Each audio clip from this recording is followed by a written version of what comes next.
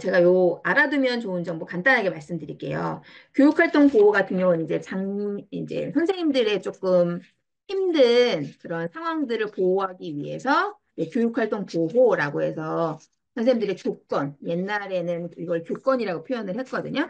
그래서 무분별한 아동학대 신고나 악성 민원으로부터 선생님의 교육활동을 보호하기 위한 이런 것들이 있다라는 거 어머니들 아실 것 같고, 그래서 조금 어려운 일들은 선생님들이 조금 힘들어하시는 일들은 목적이 정당하지 아니한 그런 것들을 반복해서 이렇게 요청하시는 경우나 아니면 법적인 의무가 아닌 일을 지속적으로 해달라고 하시는 경우 뭐 이런 TV나 이런 것들 시사 프로나 이런 걸 통해서 어머님들께서도 좀 많이 보셨을 것 같아요. 그래서 그런 것들이 모든 학교에서 있는 일들은 아니고요. 정말 간혹 가다 그런 한 분의 학부모님들이 계시면 선생님들 좀 힘들어 할 수도 있다라는 거 말씀드리고, 교원의 학생 생활지도에 관한 고시는 이거는 이제 학생들이 이제 선생님의 수업권뿐만 아니라 주변 친구들의 학습권을 침해하는 학생들이 있어요. 예를 들어서 수업 시간에 물건을 막 던진다든지 큰 소리를 막 지른다든지 이렇게 다른 친구들의 수업권까지 방해하는 경우에 대비해서 선생님들의 생활지도를 보호하기 위해서 이제 시행하는 2년 전에 새로 시작된 제도거든요. 그래서 아이들이 이제 학급에서 수업을 방해할 경우에 이런 선생님의 생활 지도가 가능하다라고 법적으로 이제 보장해 준 거예요. 조언하시다가 상담하시고 주의를 주셨는데도 이게 개선이 되지 않아요. 그러면 훈육을 갑니다. 훈육으로 들어가면 학생을 분리할 수 있어요. 학생이 계속해서 지도했는데도 선생님 지도에 응하지 않으면 교실의 일부 다른 공간에서 앉아 있을 수 있고, 그래도 아이가 진정되지 않으면 학교 내 별도 공간으로 또 분리할 수도 있어요. 그게 뭐 교무실이 됐든 상담실이 됐든. 나중에는 그래도 개선되지 않으면 보호자님께 인계해서 가정학습으로도 할 수 있다라는 이런 일련의 제도예요. 이게 학교별로 분리 장소라든지 이런 게 조금씩 다른데 이런 것들은 아마 홈페이지 다 공지가 돼 있을 거예요. 이런 거는 선생님들이 뭐 자주 뭐 이런 거를 한다고 해서 보장하는 게 아니라 혹시나 발생할 수 있는 학생들의 수업권을 보호하기 위해서 이런 것들을 선생님이 할 수 있다고 법적으로 제시해 놓은 거기 때문에 참고해서 알아두시면 좋을 것 같습니다. 그다음에 학교폭력 말씀드릴게요. 우리 학교폭력은 학교 내외라고 저기 써놨는데 학교에서 일어나는 것뿐만 아니라 우리 동네 놀이터, 그다음에 학원, 그다음에 어디 가서까지도 학생이 관련됐으면 다 학교폭력이에요. 그래서 학원에서 싸웠어요. 그러면 학원 선생님한테 물론 1차로 말씀을 드려야 되겠죠. 근데 학원에서 싸운 것도 해결이 쉽게 나지 않을 경우 꼭 담임선생님께 말씀을 해주세요. 그래서 그게 만약에 강도가 심하고 뭔가 학부모님께서 학교의 시스템 절차적으로 뭔가 요청을 원하시면 학교 폭력으로 접수를 해서 그 사안을 처리할 수 있기 때문에 관련된 아이가 이제 학생이 관련된 일이라면 장소가 중요하지 않다는 거예요. 학교 폭력은 여러 가지 유형이 있고요. 신체 폭력, 언어 폭력 뭐 여러 가지 유형이 있고 요즘 많이 이제 문제시 되는 게 사이버 폭력이거든요. 그 아이들이 고학년 같은 거 뭐 중학년부터도 많이 하니까 SNS나 이런 카톡이나 여러 가지 이런 사이트에서 혹은 댓글로 이런 다른 상대방을 비방하는 글을 남기거나 상대방을 놀리거나 비하하는 글을 남기는 경우 100% 이건 사이버 폭력에 해당되거든요. 그래서 그게 굉장히 위험하고 무서운 사건이 될 수 있어요. 나는 장난으로 했지만, 그래서 아이들한테 상대방에 상처 줄 수 있는 거를 공식적인 이런 웹사이트나 그런 공식적인 소셜미디어나 이런 데에 뭔가 글로 자기 생각을 표현하는 거는 굉장히 위험할 수 있다라는 거. 제가 여기 말씀드렸죠. 사소한 괴롭힘, 장난도 학교 폭력이 될 수 있다는 거. 이거 굉장히 중요합니다. 상대방의 생각이 중요하다는 거. 내 생각이 아니라 상대방의 생각이 중요합니다. 그다음, 우리 이제 학교 폭력 접수를 하면 선생님들께서 이제 다 안내를 해주실 테지만 학교 폭력의 경중을 요하는 중점 파악 요소가 신체적인 폭력, 경제적, 정서적, 언어적, 사이버 폭력 이렇게 다 그 중점 파악 요소들이 다 사안별로 다 있거든요. 그거에 따라서 이제 절차가 진행되는데 기본적으로 제가 큰 이제 차례를 말씀드리면 부모님들께서 이제 우리 아이가 힘들어해요. 그래서 얘기를 들어보니까 이거는 내가 해결할 수 있는 차원이 아니고 선생님한테 도움을 요청해야 되겠어요. 그러면 이제 담임선생님께 연락을 하시거나 아니면 학교의 생활부장님께 뭐 연락을 하셔도 돼요. 교무실 통해서 생활부장님과 통화하고 싶습니다. 이렇게 하셔도 되고 아니면 교감선생님과 통화하셔도 되고 어머님들께서 편한 상대에게 요청하셔서 전화 통화를 하시고 우리 아이가 이런 있는데 선생님 사건 좀 사안 좀 알아봐 주세요라고 하시면 선생님께서 이제 학교폭력으로 접수를 해주실 거예요. 접수를 하시면 이제 그때부터 사안 조사가 실시되거든요. 그때부터는 이제 담임 선생님은 빠지시고 생활부장 선생님께서 이제 사안 조사를 하시고 전담 조사관 제도라고 작년부터 시행된 제도가 있어요.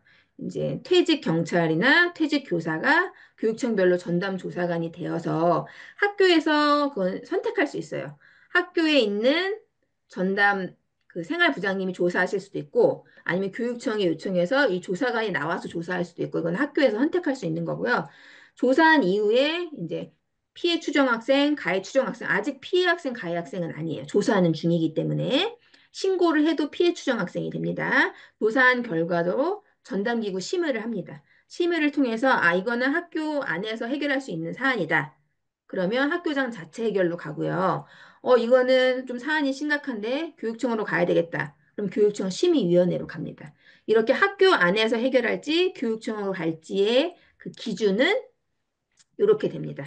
2주 이상의 신체적, 뭐 정신적 치료를 요하는 2주 이상의 진단서가 있는지, 그 다음에 재산상 피해가 있는지, 지속적인 폭력인지, 네, 보복행위인지 이 중에 하나만 해당이 돼도 학교 안에서 해결할 수 없고 교육청으로 가게 되거든요. 그래서 그런 거 좀 이걸 다 뭐 알고 계시라는 건 아니고 아 이런 일이 있다라는 거 그런 흐름만 좀 알아두시면 좋을 것 같습니다. 기초학력 보장 지원 말씀드릴게요. 기초학력은 우리 아이들 학교에 입학하면은 매 학기 1학년 같은 경우는 이제 진단 활동을 이제 6월달쯤 할 텐데 아이들이 이제 조금 학습에 추가적인 지원이 필요한 경우 모든 하나의 교실에 있다고 해서 아이들의 학습 수준이 다 똑같은 건 아니잖아요. 천차만별이거든요. 아이들의 그런 수준에 맞춰서 뭔가 지원을 할 수 있게 보장하는 제도가 기초학력 보장 지원이고요. 그래서 우리 학교에서도 학교 내에서 지원 협의회를 통해서 아이들 지원을 해주지만 단위 학교에서 그치는 게 아니라 그 학교 를 포함하는 그 청에서 이렇게 함께하는 서울학습진단치유센터. 그래서 아이가 뭔가 약간 좀 난도이 의심된다거나 학습에 정서적으로 좀 어려움이 있거나 이러면은 아, 담임선생님과 좀 상의를 통해서 이런 센터의 지원을 받아서 여러 가지 검사를 할 수 있고 상담을 할 수 있고 치료를 하실 수 있어요. 그래서 이런 걸 많이 활용해 보시면 좋을 것 같다라는 생각합니다. 1학년 수학 교과서인데요. 그냥 제가 아까 말씀드렸잖아요. 단순히 계산하는 문제로 끝나지 않는다고. 그래서 뭐 이걸 뭐 교실에 있는 물건으로 만들어 보세요. 교실 친구들과 함께 가장 긴 길을 뭐 만들어 보세요. 이렇게 교실이나 생활 주변과 연결 짓는 실생활 속 수학 활동이 많거든요. 이런 것들도 많고 아이들 수학 교과 이제 쭉 살펴보시면 어휘가 굉장히 생각보다 어려워요. 뭐 띄어세기, 모으기, 가르기, 이어가기, 뭐 이야기 만들어 보기처럼 그 수학 교과의 한 단원이 끝나면 그 교과를 가지고 생활에서 어떻게 활용할 수 있는지를 모듬원이나 뭐 이렇게 놀이로 한번 해보거나 아니면 그걸 가지고 이야기를 만들어서 보거나 아니면 친구랑 문제를 만들어서 바꾸어 풀어보기 뭐 이런 것도 있어요. 생각보다 제가 아까 어, 능력 중에 가장 좋은 게 책 읽기라고 말씀드린 게 문해력이 기본이 되어야지 할 수 있는 여러 가지 활동들이 많기 때문에 아이들이 단어나 뭐 글의 내용을 잘 이해할 수 있는지 아이가 수학 문제를 잘 푼다고 해서 모든 수학적인 문제 상황을 해결하는 능력은 또 별도거든요. 어머님들 좀 아시겠지만 학년이 올라갈수록 수학 문제 그 주관식이나 서술형 문제들을 그 서술형 문제를 이해하지 못해서 해결하지 못하는 친구들이 많기 때문에 이런 것도 중요하다는 거 살펴보시면 좋을 것 같고 1학년 진단 활동을 합니다. 1학년 이제 다른 학년 같은 경우는 2, 3, 4, 5, 6학년은 3월 달에 하거든요. 진단 활동을. 이 진단 활동을 아까 말씀드렸듯이 기초학력 보장 지원, 아, 이 친구는 지원이 좀 더 필요하구나라는 여부를 확인하기 위한 하나의 진단 테스트라고 생각하시면 되고 1학년은 보통 한글 또박또박으로 해요. 한글 같은 경우는 수학은 학교별로 조금 다르기도 한데 자, 읽기, 쓰기, 유창성 이렇게 세 과목으로 하는데요. 선생님이 이제 이렇게 하나씩 넘기면서 아이들을 읽으라고 하세요. 읽었을 때 정확하게 읽는지 틀리는지를 체크하십니다. 쓰기 같은 경우도 6개의 단어 정도를 불러주시면 아이들이 그걸 듣고 쓸 수 있어야 돼요. 그게 한 6월에서 7월 정도? 그러니까 한 학기 끝날 쯤 하는 테스트입니다. 그다음에 이거 유창성 검사지인데 이 밑에 더 있는데요. 제한된 30초 시간에 이 내용을 또박또박 읽을 수 있어야 돼요. 시간에 정확히 읽느냐. 제가 아까 그래서 소리 내서 읽는 게 중요하다고 말씀드렸잖아요. 그래서 그런 것들을 테스트를 진단 활동을 하시고 수학 같은 경우는 다 학교마다 좀 다른데 수학 익힘책 수준으로 테스트를 하셔요.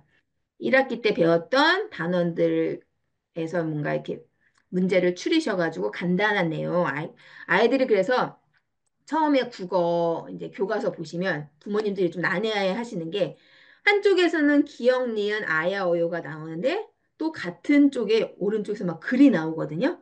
그 국어 교과서가 낱글자와 통글자가 같이 동시에 나와요. 그래서 아이들이 통글자를 읽지 못하는 경우 조금 힘들어할 수 있는데 그 교육을 같이 동시에 가기 때문에 수학도 마찬가지예요. 아직 기억, 니은 배우지 않는데 수학에서 문장제 문제가 막 나오기 시작할 거예요. 그러니까 그럴 때는 이제 글을 아직 못 읽는 친구들은 선생님이 다 읽어주시고 도움을 주시기 때문에 그게 너무 자기한테 너무 자녀가 그게 너무 약간 창피하고 난 그게 너무 힘들고 너무 빨리 읽고 싶고 이럴 경우에는 집에서 조금 2월 달에 준비를 시켜주시면 나쁘진 않지만 아이가 그런 거에 개의치 않고 그냥 즐겁게 잘 한다 그러면 굳이 뭐 선행학습 꼭 필요하다고 저는 말씀드리진 않습니다. 이거는 이제 초등학교는 학년군으로 저희가 하거든요. 1, 2학년군, 3, 4학년군, 5, 6학년군. 그래서 1, 2학년군이 끝나면 이 정도의 성취 수준은 있어야 된다라고 나라에서 정해놓은 거예요. 그래서 이거 읽어보시면 생각보다 조금 심오한 내용들이 있거든요. 자신의 생각이나 경험을 발표할 수 있고, 인물의 마음이나 생각을 짐작하여 글을 읽을 수 있고, 겪은 일을 표현하는 글을 쓴다. 이런 식으로 2학년 정도 끝나면 이렇게 자기 생각을 글로 표현할 수는 있어야 된다라는 내용들을 쭉 써놨고요. 수학도 마찬가지입니다. 이게 2, 6학년들 이제 1학년 때는 6월 달에 진단활동 한다고 말씀드렸으면 2, 6학년은 3월 달에 보통 해요. 2학년, 3학년, 4학년, 5학년, 6학년 과목도 요 정도로 하고 이때 기준 점수가 있어서 이 기준 점수에 미치지 못하는 학생은 아마 학교에서 담임선생님이 연락을 주실 거예요. 아, 이게 오후 프로그램이 있는데 어머니 참여하시겠어요? 이런 식으로 연락을 주시면 상의하시고 도움을 받으시는 것도 좋다고 생각합니다.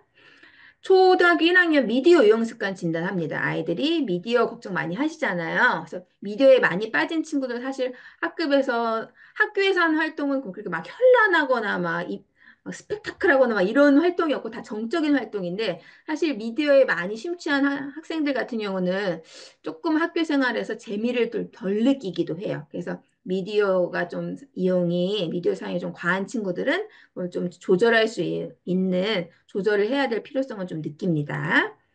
정서행동 검사도 어머님들 하시는데 이 정서행동 검사 하실 때 조금 가끔씩 조금 염려가 되는 부모님들이 계세요. 학생이 염려가 되는 게 아니라 정서행동 검사는 1, 4학년 대상으로 하는데 학부모님들이 하시는 거거든요. 우리 자녀가 잘하는지 뭘 못한다고 생각하는지 이런 걸 부모님들의 체크리스트라는데 기준이 좀 높으신 부모님들이 계세요. 그래서 우리 아이는 이것도 못하고 이것도 부족하고 이것도 안 되고 막 이렇게 너무 과격하게 체크를 하시는 분들이 계세요.